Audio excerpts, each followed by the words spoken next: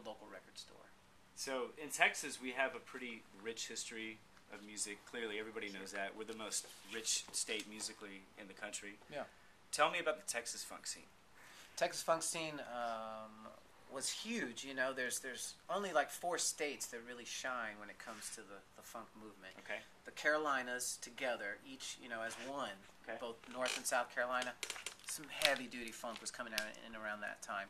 You have Texas, you know, and then the Georgia area, obviously, and in the Midwest, that region contributed a lot in California. I mean, Okay. those were like your little pockets, you Okay. know, where heavy-duty funk was coming out. Texas contribution, though, what was a little different was you had obviously lots of R&B injection and a lot of the funk scene coming up, but you would have Chicanos playing funk scene, or you would have a cross of like half white, half black, half Chicano, you know, triple threats, you know, of Chicano bands. Right.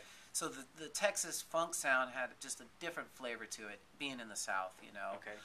But a lot of people contributed to it. San Antonio in itself contributed to it. Sonny and the Sunliners did it.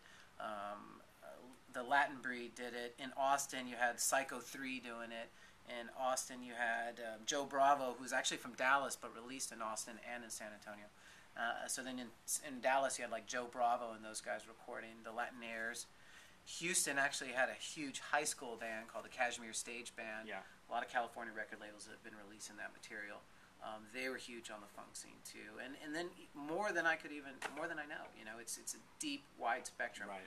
The funk scene's really interesting. It was overlooked. You know. So what era did all that kind of start? They call it the Butterfunk years, the golden era.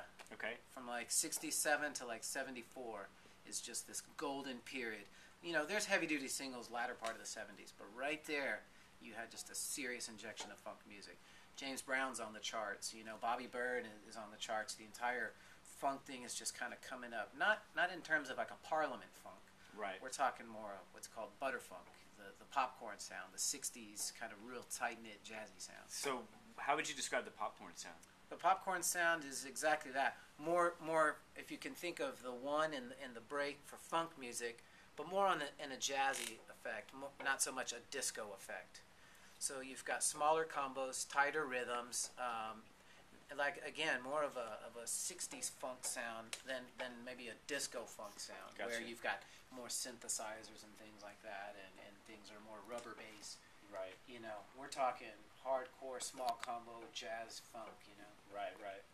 And yeah, hopefully that makes sense. Yeah, it does. It does, definitely. Yeah. So I'm really intrigued. Like, you had a drop earlier with Sharon Jones and the Daptones. Yeah. And I'm really intrigued that there's that style of music that's made today, and it sounds like it's from '69. Sure. And then one of the records you played was actually from Japan. Yeah. So tell me about the contemporary funk scene. What's going on with that? Well, the contemporary funk scene, it's funny because I had a chance to interview Neil Sugarman, who's the saxophone player and the main brain behind the whole Daptone camp. Okay. You know, and you know, he is the Dap Kings. It's Sharon Jones and his Dap Kings. Okay. Neil Sugarman's a major player. He has the Sugarman 3, or an instrumental outfit that helps, you know, that oversee the whole project. I had a chance to interview him once, and I asked him, so with a band like yours putting out all this heavy-duty funk, how do you feel about this kind of what did I say? This revival of Okay. this scene? And Yeah. he was like, well, man, for us, it's not a revival. Right. We've been doing this music since day one because Yeah. we love this music, Yeah. and all these cats feel like this. And it made me kind of check myself, Right. you know, to think like, oh, it's not a revival. You know, these people are keeping this sound alive, and they've been doing it since day one. You know, these guys grew up listening to Booker T and the MGs, and grew up listening. So I think that's kind of the source of all this kind of, like, sounds funny, this revival sound, but they Right. themselves, you know, don't see it like that. That's the motivation behind it, and it's at a really good point right now because it's at an international scale that these people are finally finding the light. Okay.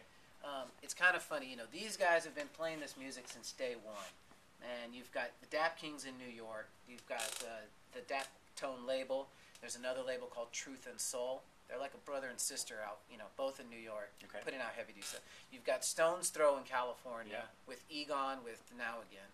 Okay, that's a big one right there. Then you go overseas, Jazzman Gerald is this major player of reissues and putting out his own material, funk.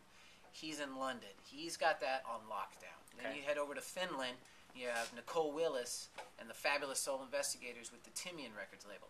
They've got it on lockdown. And then, a variety of different outfits from Japan are putting out this heavy-duty funk. Got it. Scotland's got it on lockdown. Germany's got the Mokambo label. Okay, all these people coming out. Well, I think what's allowed them to kind of come into light right now, the fact that they've been doing this music all along, they love it, is that somewhere in there, hip-hop decided, like in the underground, to look at itself in terms of what its roots were. Mm-hmm.